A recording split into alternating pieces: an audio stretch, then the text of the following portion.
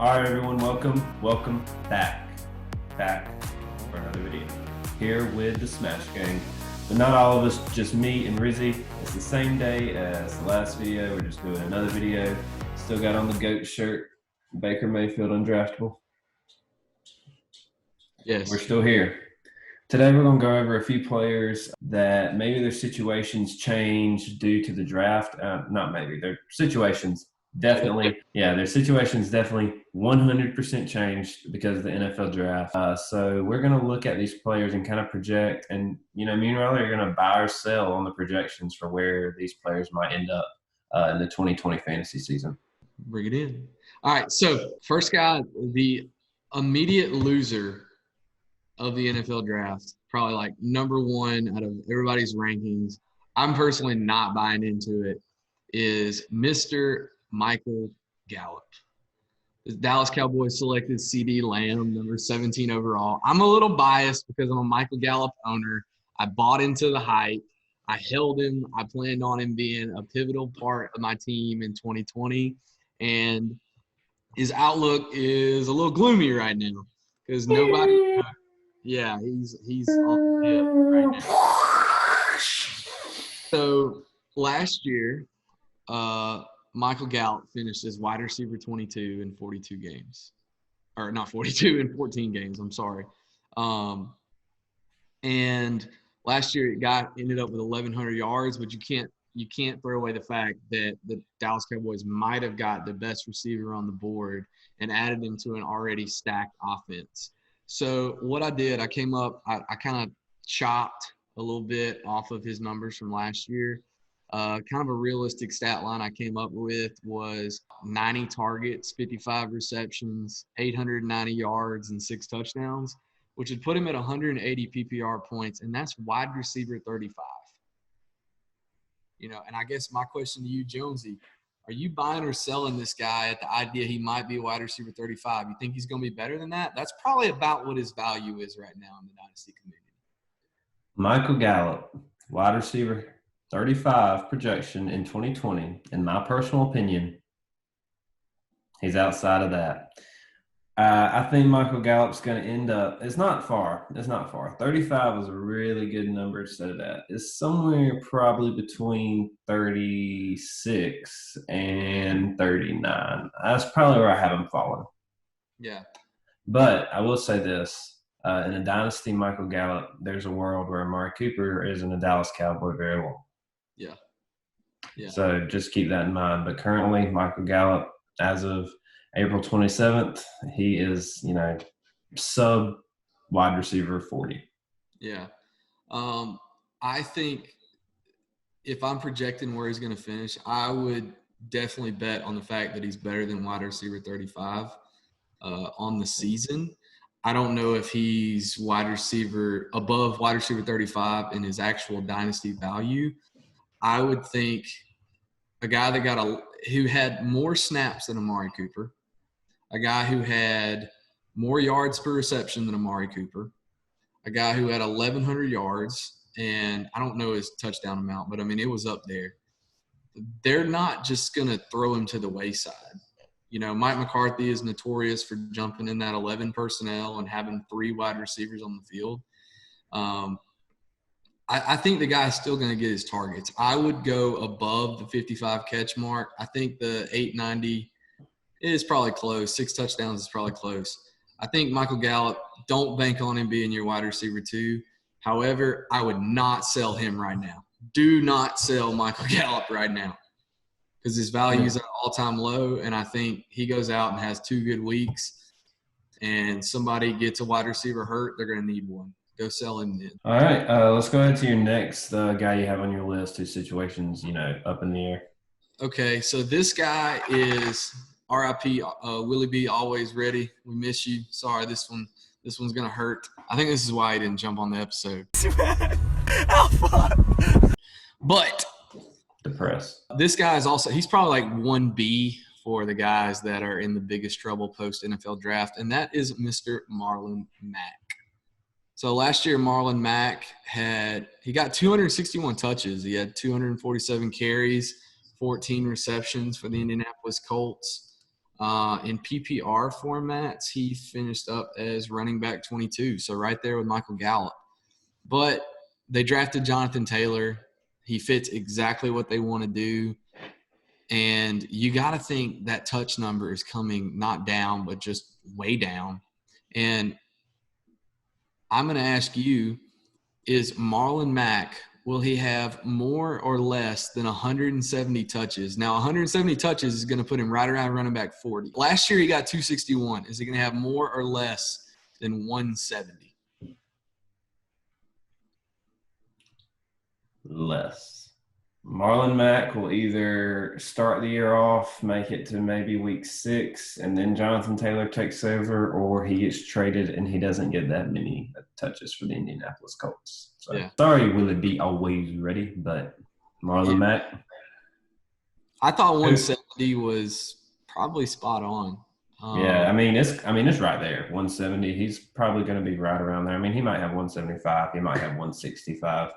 Give or take 10 either way, but it's like that's about what you should expect from him. Yeah, I wouldn't expect an overwork of volume. They're not going to go trade up to get Jonathan Taylor and not plan to use this young stud. Marlon Mack, he's on his contract year. He's already got kind of beef with the team about it. Like, he's on his way out, dude. They're going to ride that young horse. Like, same thing with Michael Gallup. Even though I think Michael Gallup's situation is a little bit better than Marlon Mack. Don't sell Marlon Mack yet. I would wait till about week 3 in the preseason when the Colts come out and say, oh, we're still going to start Marlon Mack, and I would sell him immediately. As soon as there's any hype around him? Any hype, just get the hell out. Like, trade him for whatever the hell you can get. Yeah, it's a pretty good segue. A guy who's basically in the same situation. He doesn't have the same beef with his team, but he's also in the last year of his contract. He's a little bit older. And that is Mr. Mark Ingram, the running back for the Baltimore Ravens.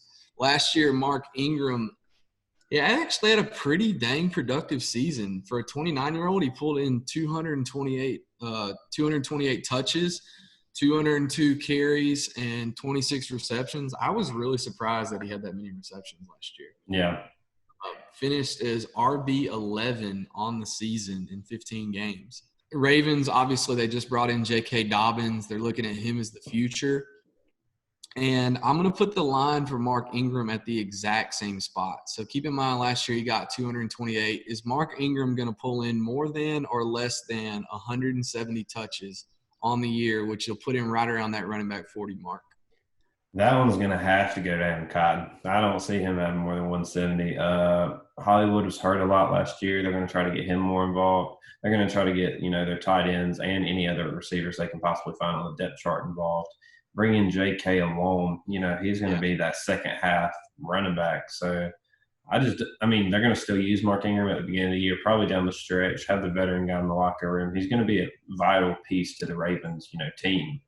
But when it comes to, is he going to get 170 touches for the year and be important for fantasy, really? No, probably not. Yeah, I'm going to go on the other side here. And I say this as a J.K. Dobbins owner. I'm being extremely patient with J.K. You talked about how Mark Ingram is that big guy in the locker room. They love him. Yeah. I think Mark Ingram could go over that 170 mark. Like, I think you could see him – last year he had 202 rushes, drop somewhere to maybe – like, I could see him dropping to 150 carries and, 30 receptions, which would put him over that 170 mark. Now, I think majority of his touches are going to come in the first half of the year, and I think they're going to kind of do like they did with Lamar, and J.K. is going to work his way into that workhorse role. But if I'm a contender and – I'm in week 3 of the preseason and I want to add a running back on the cheap, I'm going to hit up that Mark Ingram owner and try and get him. Yeah, because you can ride Mark Ingram for those first few weeks for sure, and then potentially even still get off of him. Yeah, exactly. All right. You have any other guys you want to hit on? Yeah, so next one is the number 5 pick in the NFL draft, Mr. Tua Tagovailoa, went to the Miami Dolphins. But the Dolphins have a guy there who actually finished QB 16 in fantasy leagues last year. And won people's championships. Him and Devontae Parker. Yeah, absolutely. So you have Mr. Ryan Fitzpatrick. And, my question is, with all this talk about Tua getting like a redshirt year and them not wanting to maybe start Tua until the last 4 games of the year or whatever, what do you think about Ryan Fitzpatrick? Is Ryan Fitzpatrick a buy in your dynasty leagues if you're a guy like Jonesy who needs a quarterback?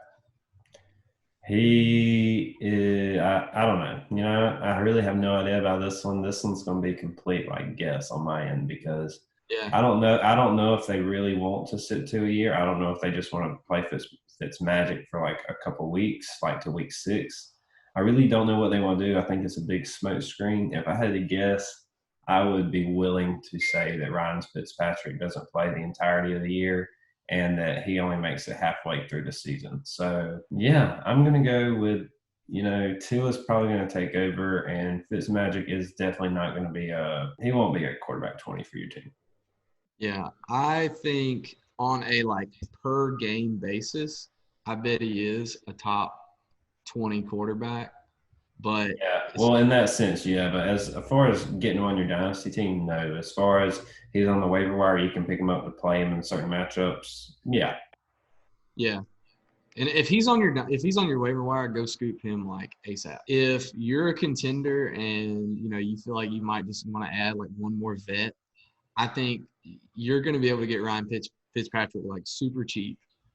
And if I'm a guy let's say my quarterbacks have a bye week in week 4 and week 5 or 5 and 6, I would be totally comfortable with going and spending a 3rd or 4th round pick on Ryan Fitzpatrick to bring him in. And because dude, Ryan Fitzpatrick has shown when he is a starter in fantasy, dude is a really solid quarterback. I would put a buy on him simply because I own Tua. I don't think Tua is going to get much run, but I would if you can get him on the super cheap, you need a quarterback, go get your guy. All right, next one we're going to talk about Mr. Darrell Henderson. Now, Darrell Henderson did absolutely nothing last year. The Rams brought in Cam Akers in the 2nd round, I'm gonna lower it a little bit, right? So we put 170 on Ingram. Is Darrell Henderson gonna get? Let's just put 130 touches, which would probably put him around RB 50, right? Is he gonna get 150 touches in 2020? No, that's a no for me. Have I been no on everyone?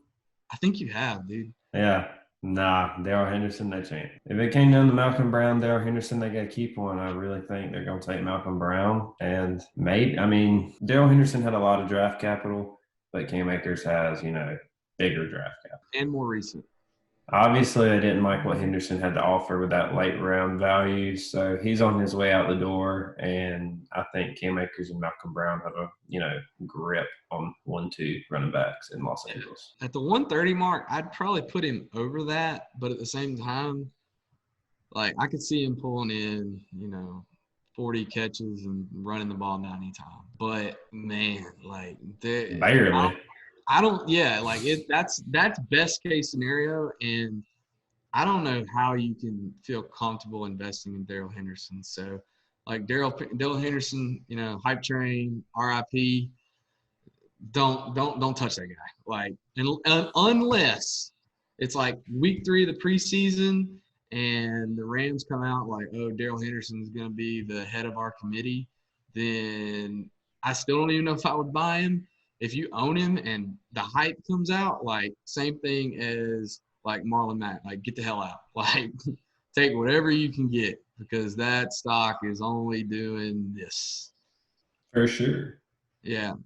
And then the next one, all right, this will be the last one. He actually was the RB2 in PPR leagues, and the Packers went and drafted A.J. Dillon in the 3rd round. We're going to talk about Mr. Aaron Jones. Last year, Aaron Jones finished RB2 with 314 dynasty or just fantasy points in general in a PPR. And with A.J. Dillon coming in, you got to think he's going to eat into those, those carries. Is Aaron Jones still like in the top 12 running backs in 2020? That cut, like last year, RB12 was 232 points. Last year he had 314. So there's a lot of missing production. Is Aaron Jones still an RB1 in 2020 for you? Aaron Jones is going to fall out of the RB1 category for me. You got to keep it consistent, 100% no on all of Riley's questions. Aaron Jones falls out the running back one for me. He's still probably, he's definitely running back, two. He won't fall out of the top 24. But Green Bay, I don't really know what they have going on, taking Jordan Love in the first. You have Aaron Rodgers. You're one game away from the Super Bowl, and you take a quarterback. So here's what I think is going to happen there. They want to have a committee. They wanted to get Jamal Williams the ball. He was just injured a lot. They couldn't really find anybody else other than Aaron Jones to get the ball. His touchdown numbers were insane, and there's no way that he keeps that up at all. So that touchdown regression is going to come, which is going to go ahead and take that away from his, numbers of being a running back two that he was in 2019. So, no.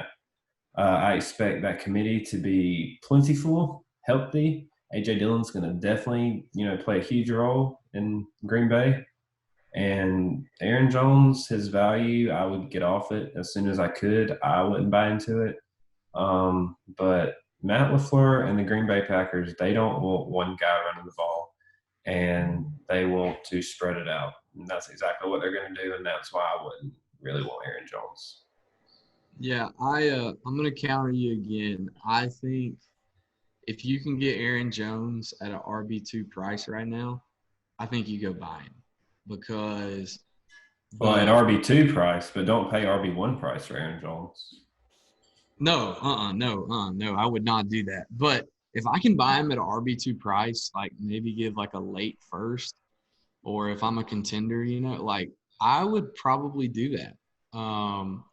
You're talking a 90 to like an 80 to 90 point drop off. And a lot of Aaron Jones points came from his receiving ability last year. I don't see anybody else in that offense taking that hold from him. So, like, to me, he's going to lose out on his carries. He had like 240 carries last year. So, like, let's say he loses 40 carries, 50 carries. That probably would end up being like 20 to 30 points over the course of the season, maybe a couple of points in his touchdowns. I would say Aaron Jones is going to be an RB1 in 2020. I don't know about like beyond because it looks like he's going to be with another team. But if I can buy low on him, I would definitely buy low on Aaron Jones. All right. That was pretty fun. I liked your little buy sell there. So maybe we can do that, some more in the future, especially when our boy Willie B always ready gets back with us. Because I definitely want to hear what he says on Marlon Mac. Yeah, we definitely need to bring that question back out to him when we get him back on. Once he gets through fishing, everybody blow up the comments and tell Will to quit fishing and get in the videos and to buy a webcam. Buy a webcam. For sure, 100p. All right, guys. We appreciate everybody. Like, comment, subscribe, do whatever you want to do. I mean, it's whatever. Undraftable. My guy. QB2. All right. See you guys.